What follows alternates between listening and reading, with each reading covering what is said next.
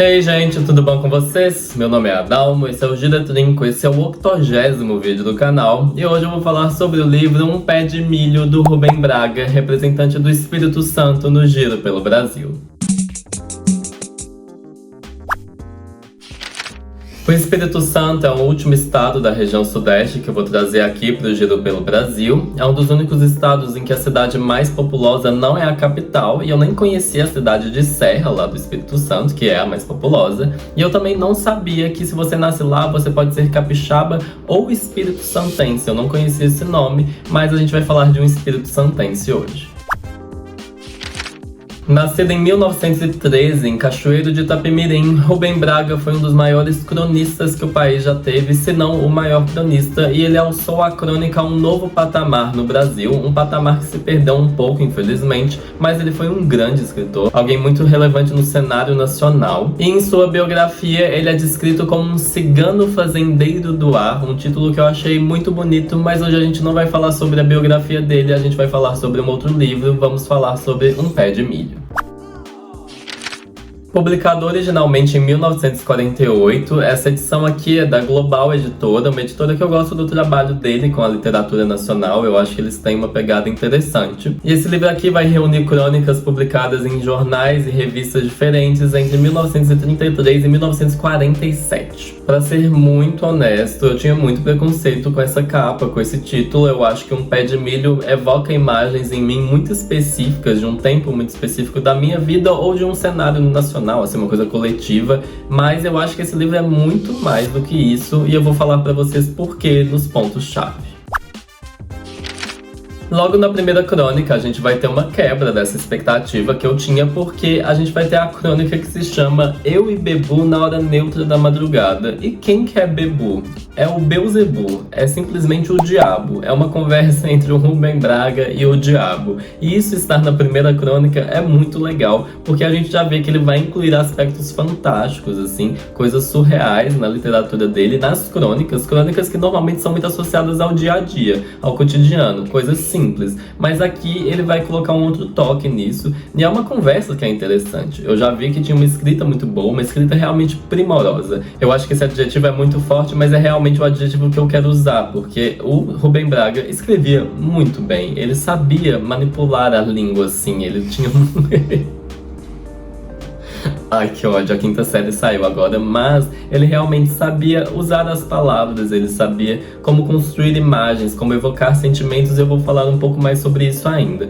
Mas o impacto da primeira crônica já é muito interessante, porque vai ter uma coisa de religião, vai ter uma crítica social ali também, mas além disso vai ser uma coisa que vai sair da ideia do pé de milho. E quando você continua lendo, você vê que os traços de fantasia estão ali. E eu descobri, inclusive, que fantasia e ficção científica é uma discussão na literatura, assim. Existe gente que fala que não tem exatamente uma interseção, que ficção científica é fantasia, ou que fantasia é ficção científica também, dependendo de alguns pequenos aspectos, mas, assim, detalhes muito pequenos, considerando que dá pra confundir os dois mesmo, e aí eu fiquei confuso. Se alguém tiver alguma opinião sobre isso, eu quero ver nos comentários, por favor. Mas no mais, não é como se o livro também fugisse totalmente dessa coisa do cotidiano. Essa questão das críticas sociais está ali presente como alguém que vive a política local. Ele morou muitos anos no Rio de Janeiro, o Rubem Braga. Ele viveu basicamente no Rio de Janeiro mesmo, mas ele evoca muito essa coisa da infância dele no Espírito Santo, lá em Cachoeiro de Itapemirim. E isso, obviamente, também tá ligado à coisa da crônica de ser algo familiar.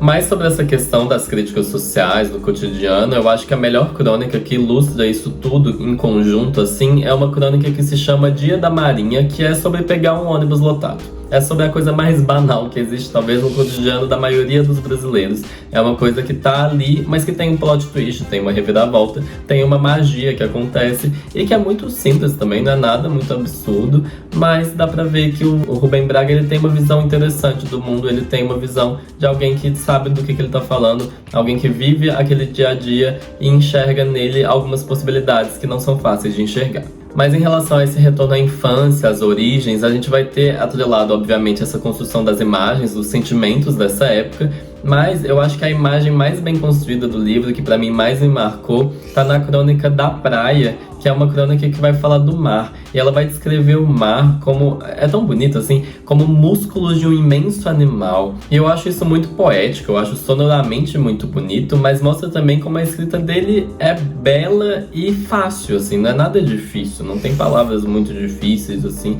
Eu acho que foi um livro tranquilo de ler e que mostra quase como se a escrita fosse fácil. Eu cheguei a questionar assim, nossa, parece que escrever é muito fácil depois de ler ele, porque é tudo tão simples, mas é muito bem pensado também. Aquele tipo de coisa que a pessoa tem muitas referências e tal, a pessoa vai construindo ali um arcabouço, vai construindo um repertório, e a partir desse repertório que é vasto, a pessoa vai selecionando melhor as coisas que vai usar. Eu senti que tinha essa experiência no livro. E por cima disso tudo, a gente vai ter um livro bem humorado, um livro realmente engraçado. Eu acho que o Rubem Braga, ele sabia onde colocar, onde inserir umas pérolas de humor que foram muito divertidas. Eu anotei algumas, mas é até difícil de colocar elas aqui pra vocês de um jeito que realmente soe tão engraçado quanto foi, porque tava tudo colocado no meio de uma literatura respeitada, assim. Ele era uma pessoa influente na mídia, no social, assim, como é que fala? Na cena literária. E aí, se eu for falar pra vocês que uma hora ele vai falar de um pão como se fosse uma coisa que não tivesse vindo da padaria, mas da cerâmica, não vai ser tão engraçado. Se eu for falar que ele deu uma traulitada na canela do cunhado da Aníbal Machado, eu tenho que explicar quem que é o Aníbal Machado. Se eu for falar da Ponte do Jacaré, eu vou ter que falar que tinha um bairro, que era o bairro do Jacaré, e iam construir uma ponte nesse bairro. E aí, obviamente, você espera que seja a Ponte do Jacaré, porque é um nome natural, assim. Só que deram um nome de algum político da época. E aí o Rubem Braga vai falar assim: não conheço o doutor e não posso informar se ele é mais feio ou mais bonito que um jacaré. E é triste que eu não consiga mostrar o quão engraçado isso é na hora, mas eu acho que só lendo mesmo pra vocês entenderem realmente o quanto isso foi impactante. Você tá lendo um trem que parece muito sério e de repente ele fala: nossa, fulano é feio que nem um jacaré, vai se fuder. E no mais, ele também vai contar algumas histórias de um jeito que eu não sei se é mais possível, assim, quer dizer, é possível, mas não do jeito que acontecia antes, porque eram publicações semanais em revistas, em jornais. E aí ele vai, por exemplo, contar a história do corrupião. O que é um corrupião, pra você que também não sabe? É um pássaro muito fofo. Inclusive, eu acho que eu quero fazer uma maquiagem baseada nesse pássaro, que é uma gracinha, assim, realmente muito fofo. E aí, a história do corrupião, que começa em uma crônica, vão ser várias crônicas em relação a uma história só. Essa história começa com um cara que vendia uns pássaros numa esquina. E aí vem o Rubem Braga, vem outras pessoas, vem um cara querendo comprar o pássaro. E aí o vendedor vai pegar o pássaro, só que o pássaro vai pra debaixo de um carro. No que o pássaro vai pra debaixo desse carro, gente, o negócio se transforma num pandemônio. É uma coisa bizarra, assim. A crônica vai pra uma direção, assim, surreal. Vira realmente um apocalipse, porque outra pessoa tropeça. E aí o trem desanda num nível que vira uma guerra civil. E aí você vai lendo e você fica assim, o que eu tô lendo? E você fica assim, é incrível, como que ele escreveu isso aqui?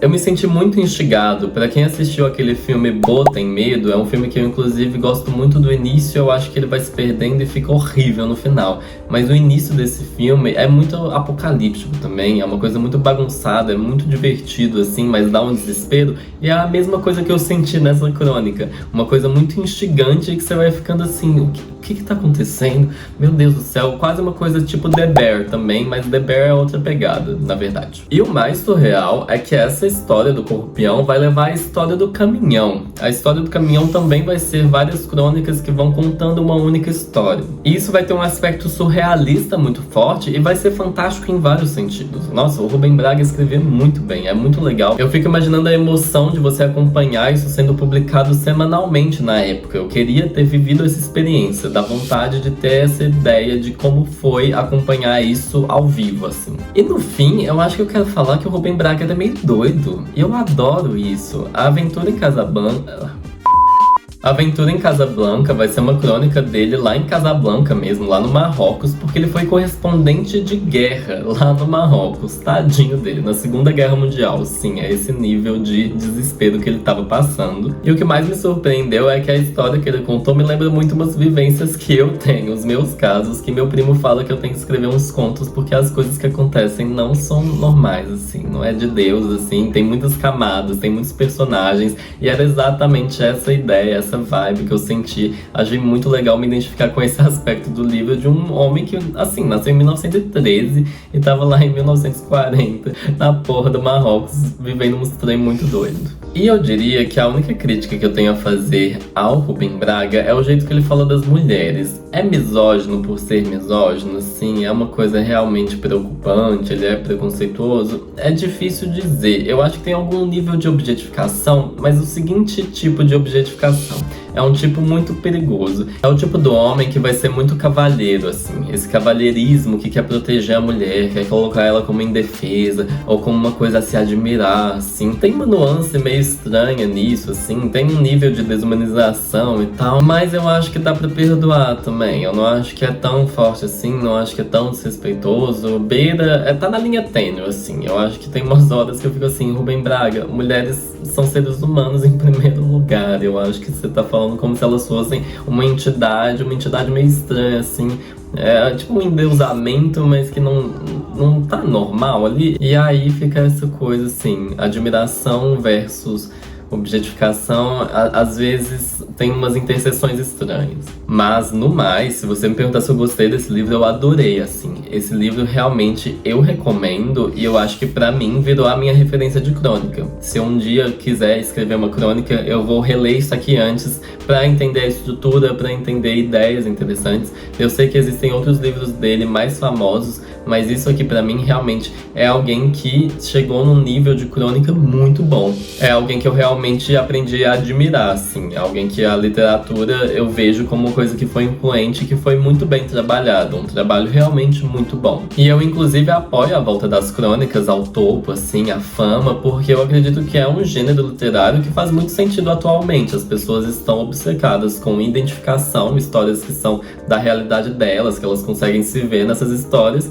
e narrativas curtas. Então, o que mais que você quer além de uma crônica, que é exatamente isso, assim. E esse foi o vídeo de hoje, pra quem não quiser spoiler, gente. Nos spoilers eu só vou ler uma crônica do Rubem Braga pra vocês entenderem como que é o estilo dele, assim. É uma crônica com uma coisa social muito forte. Eu acho que vale a pena, eu acho que não atrapalha a experiência da leitura. Na verdade é um spoiler muito pequeno, considerando tudo. Mas pra quem não quiser, pra quem quiser toda a experiência do livro, muito obrigado por ter assistido até agora. Eu te peço pra se inscrever no canal, pra curtir o vídeo, pra comentar alguma coisa, pra compartilhar com os outros, pra me ajudar a crescer um pouco aqui no YouTube, por favor. E vamos pros spoilers, quem for comigo.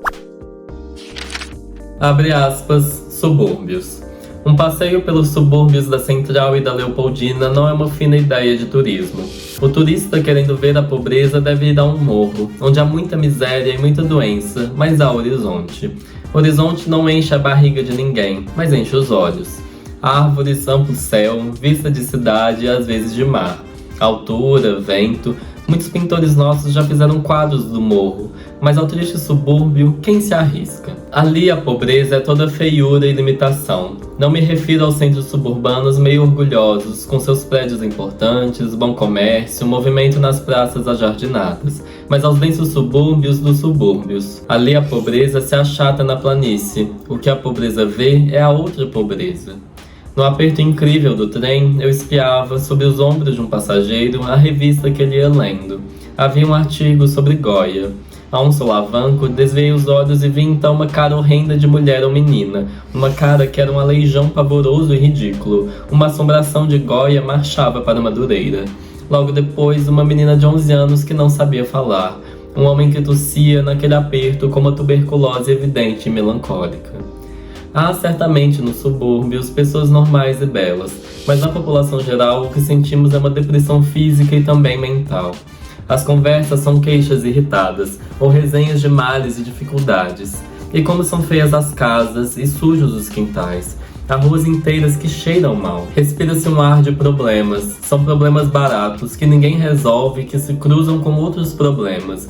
Não há sequer aquela dignidade que encontramos, por exemplo, numa aldeia de pescadores extremamente miserável, perdida numa praia qualquer, onde a vida tem um ritmo simples entre os peixes, as esteiras e a mandioca. O subúrbio é penetrado pelo mundo.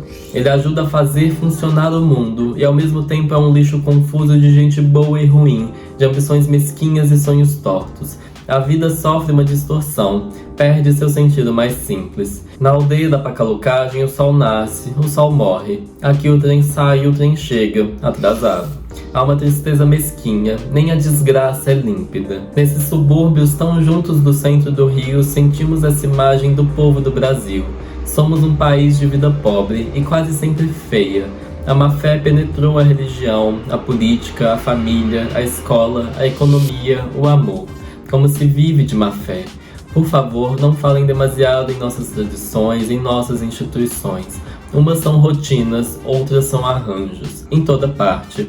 No subúrbio acontece que nossa mesquinhez fundamental é mais nítida. E nas paredes chega a ser aflitiva a repetição, feita com tanto ardor. Tão altas esperanças, de um nome frio, medíocre, melancólico. Fiuza. Fevereiro 1946.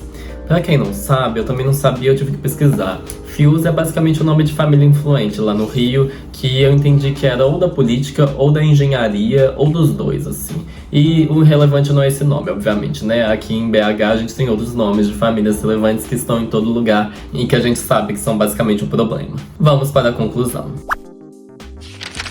A conclusão de hoje é que o Rubem Braga escrevia bem para um caralho. Se você julgar o livro pela capa, você não vai imaginar o quão doido ele é. Esse livro aqui parece que é uma coisa de fazenda, uma coisa rural, assim. Mas você começa a ler e você vê que o parafuso não estava lá e graças a Deus não estava. Muito obrigado a quem ficou até aqui. Um abraço e um beijo pra vocês. E até o próximo vídeo. E aí, gente, só pra avisar pra vocês que o meu livro saiu, o link dele tá na descrição pra você comprar, quem quiser. É um livro que eu fiz com muito carinho, vocês podem xingar à vontade, sintam-se à vontade para criticar muito. É um livro de poesia, eu sei que tem gente que não gosta e tal, mas ficou assim, nossa, uma gracinha. Eu amei a edição, eu acho que é um livro que vale a pena comprar pra me ajudar também. Eu que estou começando minha carreira literária e já adianto, os próximos virão.